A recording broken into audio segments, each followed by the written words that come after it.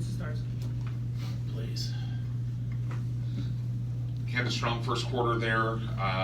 Really good first quarter. And then after that, was it an adjustment Virginia made in getting you guys out of transition, or was it taking the foot off the gas pedal? I thought we lost a little focus. I mean, we came out and scored the first 4 points of the second quarter, and all of a sudden I was like, okay, we're about to put this thing away. But that's kind of been our MO this entire season. We get it up to 20, and we just can't finish it off to where now all of a sudden you've got it at 26 or 27. We did do that at Miami, but we were up 20 at North Carolina. We're up 19, and then we're at a point now where every time we have a mental breakdown on defense, we get scored on. I mean, it's pretty impressive. Every single time we have a breakdown, it leads to a bucket. And I'm like, guys, we've got to just follow the scout report. Like, if I say so-and-so's not a shooter and they shoot and make it, that's my fault. But when we're telling you what they do and then we gamble on something and all of a sudden it gives somebody an easy look, well, we just can't do that. And that's one of the things I keep challenging them with, is just follow scout report. And if it doesn't work, we'll switch it. But give us a chance to see if the plan we're putting in place is going to work. As anemic at times that we were at the offensive end, we still figured out a way to score 71 points. So that's pretty impressive in its own way. But we just got to get to a point where we're just a little more consistent, to where we can just continually build and build and build instead of going 4 or 5 minutes without scoring the basketball. Coach G had a big game for you on the boards for you tonight with 12 rebounds, and she's been doing that over the last couple of games. Just talk about what's gotten in her lately as far as that progression. Well, I was really pleased with how she rebounded the ball, and that's something that she's really been focusing on, just to try to get more of an all-around game. What I've got to get her to do is continue to focus at the defensive end, which she is. It's been a change. It's been a change for her and Liz in terms of how we play and what's expected, because we don't guard every player the same way. On one player, we might hedge the ball screen. The next kid, we might go under the ball screen. So you've got to know who's coming off the ball screen. So it's difficult, but it's doable because we've done it the past 13 years. But if we can figure that out and get that down, then all of a sudden it changes what we're able to do. And for those two, it really is their freshman year. I know they came in here, they're transfers and they're sophomores, but for us, it's their first year. It's their freshman year. So I've been pleased with the growth they've made. I'm really happy with how Elizabeth Dixon is starting to play at the defensive end of the floor, because that's where I need her to really continue to focus. And then the offensive end will come. She took a nice shot, she just missed it, and then a great effort on the offensive board that would have been a spectacular finish. It just unfortunately did not go in, but what we need to do is continue to be a presence in the paint for us. Coach, that first quarter, Virginia I think they had like a very small lead, but it seemed like you guys really turned up the pressure there. Was that kind of what the difference you think for when you guys are able to put distance between you and them? Yeah, I thought we did a really nice job there in the first half on sideline situations where we were able to press and throw some traps at them. We scored off of that. And then we started off scoring the basketball. We're 10 for 14 in the first quarter. The problem is they were 6 of 14. We just got to do a better job of not giving people easy opportunities to score. And that's something that we continue to work on, and we'll keep working on it. Are those scoring droughts you guys go on just poor offense, or is it missed shots? What would you see tonight? It's a little bit of everything. We just, like I said, they're playing hard. It's not that they're playing hard. It's just that you've got to stay focused. You've got to continue to grind it out, continue to know what we're looking for. And then when we stand off the ball, that's when we really get stagnant. When you see us just standing there, when somebody else has the ball and we're watching each other, that's when we're bad. When you see us moving off the ball, a lot of good things can happen. You know, when you drive it, the help's not there because they're worried about you moving. We made a couple really nice passes off of drives because the weak side guards were screening for each other. Those are things we just have to get more consistent with. Coach, Jazz, I think, went scoreless in the first half, but lit it up in the second half. Is that a sign of her maturity that she'll have the ability, perhaps in future games where this might happen as well, to kind of turn it on exactly when you need it? Well, she fouled. I mean, you know, she took herself out of the first half because she picked up 2 fouls, and that's one thing that she had not done the past like 9 games. I'd really been proud of her because she had been staying out of foul trouble. When you pick up that first one, you can't get a charge call for your second one. It's just, you got to understand the game. You can't put yourself in that position where it's even a 50-50 call. And that's something I talked with Jazz, and she's great. I mean, they all want to be great basketball players. It's just it's a learning process. And you got to give Virginia credit. They played scout report defense. They backed off of non-shooters, challenged them to shoot, and we've got to be able to step up and knock down 8 to 10 foot jump shots. Coach, it was a little shorter bench tonight. Molly, of course, wasn't there. Jess wasn't there. It's the flu bug. Sick, yeah, just sick. Jess was diagnosed with the flu, so when Molly started not feeling good and Romani wasn't feeling good, it's like we just keep them away, quarantine them, so we don't get everybody else sick. So yes, that's what it was.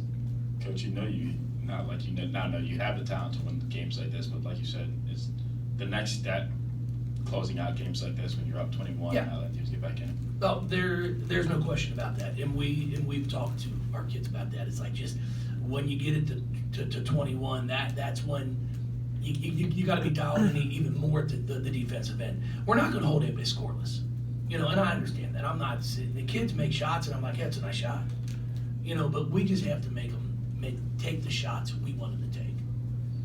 How much did Yassine and Mikasa play in that run there at the end of the first quarter? It seemed like, especially when Yassine came in, it seemed like she brought in that energy that really wasn't there at the beginning of the game. No, she did. I mean, that's the one thing I'll say about Yassine, is she plays so hard. She always plays hard at both ends of the floor. So I've just got to continue to work with her on, you know, and I put her in a position where she has to know the 3 and the 4. So especially when we got some foul trouble, Bianca's got 2, Liz Dixon's got 2, so now all of a sudden she has to move to the 4. You know, her or Jazz, but Jazz had 2 fouls. So that's the tough part about this as a player. It's like, it's easier to go from 2 to 3 because it's a wing. But now all of a sudden you're going from 3 to 4, you got to be able to know the wing and the post. And she struggled at times with that, running some plays. So when we get back to practice tomorrow and Saturday, I'll probably just put in, I'll give her 4 or 5 things that she needs to know at the 4. So then she doesn't have to worry about knowing all of them, and then I'll know, hey, here are the 5 things that I'm going to call. But she's really been playing hard. I've really been impressed with how she competes. Jeff, when you're getting 12 rebounds from Elizabeth, how much does that help make it easier for everybody else? And I mean, I always say when the guards rebound, it obviously makes it easier on the bigs. Oh yeah, I mean, it allows us to push the ball too. See, when our guard gets a board, we don't need to outlet it to anybody. They can just turn and go. And I really believe that's how we got a few of our transition baskets in the first half. And then we really didn't get much in the second half in terms of transition baskets. Now, Dana comes up with 3 steals tonight, which I was really impressed with how she ended up starting to pressure the ball, and came up with some big ones that kind of gave us some more separation as they closed the gap. Win number 350. I know it's in the big picture of this season, it doesn't mean much, but it's still a nice milestone. No, I mean, I've been very blessed to work with a great staff. I mean, you know, Michelle's up there at Cincinnati, started with this, Beth Ann Ord at Binghamton. You know, Cam is now down in Florida. Sam Williams at Eastern Kentucky. I mean, I've been very fortunate to have just some wonderful people that I've had the opportunity to work with. And you know, Steph's been here for all 13 years. She's a rock. She knows. I mean, she don't even have to ask me things when it comes to recruiting and what we're doing around the office. She knows. Sam Purcell's been busting his tail, and JP's been good. So when you have a great staff, it makes things easier. And then at the end of the day, players win games. Coaches get way too much credit for wins, and I always laugh because then we get way too much blame for losses. The players are the ones that step up and make the plays. Our jobs are to put them in situations where they can try to have success, but they're the ones that have to make a read. If you come off a ball screen and you're getting trapped one possession, you have to make that read. But no, I mean it's been a great run. I mean it's 13 years of I think expectations that are pretty high around here for women's basketball. I mean we're sitting here at 18-1 or 19-1, whatever we are, and I really don't know if people really expected that after we graduated Asia, Sam Fury, and Erica Carter. We had 3 players that graduated that were drafted. So I'm just impressed with what we've been able to do here in the terms of recruiting and making sure you've got the next one who's ready to step up. I mean, what Dana has done this year, and Jazz and Kylie, I mean, it's neat because they went from being, really good role players, more than role players, but they weren't the go-to. And now all of a sudden they're the go-to, and they've really embraced it. So we're going to continue to do what we do, and we're really excited about, our 2 that were named McDonald's All-Americans. But I also say that. I said, it's all because you're McDonald's All-American does not mean you're going to be a great college basketball player. Angel McCoughtry was not a McDonald's All-American. I think she turned out okay. Shoni Schimmel, I don't believe was a McDonald's All-American either. It's a wonderful award for these players, but it doesn't mean. It's why I laugh at people when they're like, "You got 6 McDonald's All-Americans." Well, what's it mean? There's a big difference if you get 6 number 1 players in the class. Now all of a sudden you're talking. If we had 6 Asias, it would have been pretty good. But you still have to go out and perform. There's a lot of players that we've had here. Jazz was not a McDonald's All-American. I mean, we've had a lot of players who have had great careers for us. And, we don't just go out and try to recruit, hey, is this player going to be a McDonald's All-American? We go out and recruit kids that we think can come in here and contribute and be a part of our ball club. Because I'll say it again, we not only have really good basketball players, we have great young women. I mean, you can go back a long time, and I think we have done nothing but represent this university, this city, with nothing but class. And it's not always done everywhere, but our women's basketball program has been spectacular. It's because of the players. Forgive my curiosity here. You already talked earlier this week about Norika's situation, but Yep. I noticed her on the bench copiously, furiously taking notes. Can you shed some light on what that was? I talked to her at halftime. I mean, the one thing I love about the kid is she really wants to learn the game. So she's got her notepad, and she's taking notes as the game is going on. And Kiana is sitting next to her, which has been remarkable because Kiana's helping her during timeouts. Like, hey, what's coach saying? What's he trying to get? And Norika wants to be an Olympian for Japan basketball. That's why she came to the States. She told me her dream is to win a medal in the Olympics with Team Japan. And in order to do that, you're probably going to have to beat Team USA.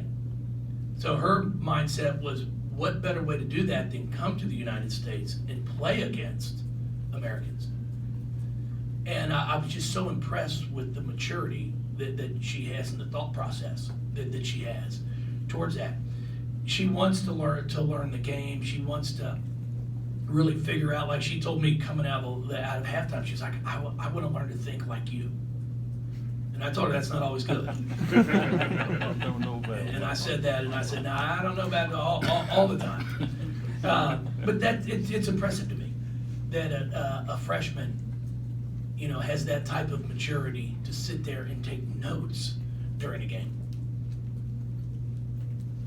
Thank you all for staying out. I know it's late, and I really appreciate it. Sunday, we're 4 o'clock. We are up to 7,200 tickets sold for the USA basketball game, and really trying to get 10,000. I think it's an ESPN game. It'd be great to be able to put a great showing on national TV right before the Super Bowl. And I hope everybody comes out. Now that Lamar's not in it, I'm not. Just another game. Yeah. Isn't that right? That's right. It starts at what time? 6:30. Which means it starts at 8. I mean, and the coin flip, the national anthem is going to go for about 6 minutes. I mean, when you can bet on something in Vegas in the terms of how long the national anthem is going to last, that's a concern. Yeah. Well, thank you, everybody. Appreciate it. Thank you, Coach.